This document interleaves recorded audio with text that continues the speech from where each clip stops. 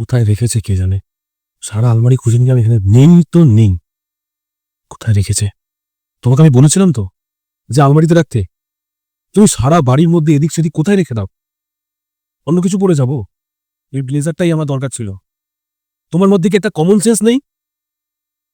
জামা কাপড় কেউ এদিক ওদিক রেখে দেয়? তো আবার এত দামি একটা ব্লেজার মুডটাই খারাপ করে দেয়।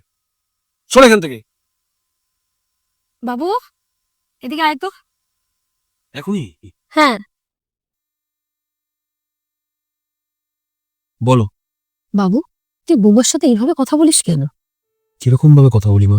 আচ্ছা, ও কি তোকে ভালোবাসে না? এরকম কোনো ব্যাপার নয় মা। একটা কথা বলতো, আমি তোকে ভালোবাসি, হ্যাঁ কি না? এটা আবার জিজ্ঞেস করার কি আছে? পৃথিবীতে প্রত্যেকটা মা তার সন্তানকে ভালোবাসে মা। এই কথাটার উত্তর দিতে পারলি কেন জানিস? কারণ আমি তোকে জন্ম দিয়েছি, তার জন্য। তাহলে একবার মেয়েটার কথা ভাবতো, যে মেয়েটা তোর কাছে এসেছে সবাইকে ছেড়ে, শুধু তোকে ভালোবাসে বলে।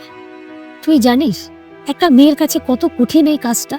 নিজের মা বাবা, জন্মস্থান, ভাই বোন, আত্মীয় স্বজন সবাইকে ছেড়ে একটা নতুন জায়গায় আসা।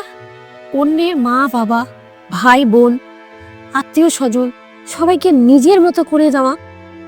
সবকিছু পয়সা দিয়ে হয় না রে বাবা। তুই যেমন তোর বাবা মার সাথে সম্মান দিয়ে কথা বলিস, সেমনি ওর সাথে একটু সম্মান দিয়ে কথা বল।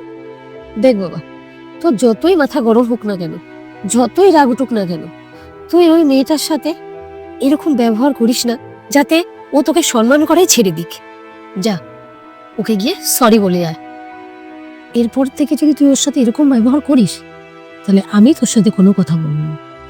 আরেকটা কথা মনে রাখ, স্বামী স্ত্রীর মধ্যে সরি বললে কেউ কারোর কাছে ছোট হয়ে যায় না, বরং সম্মান বাড়ে।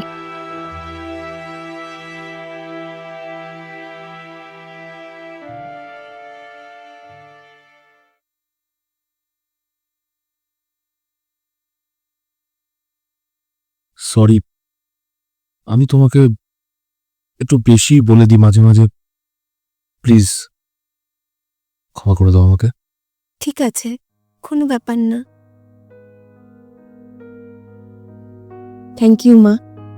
পৃথিবীর সব শাশুড়ি যদি আপনার মতন হয়ে যেত, তাহলে হয়তো মেয়েদের কাছে শ্বশুরবাড়িতে ভয়ের নয়, ভালোবাসার জায়গা হয়ে উঠতো।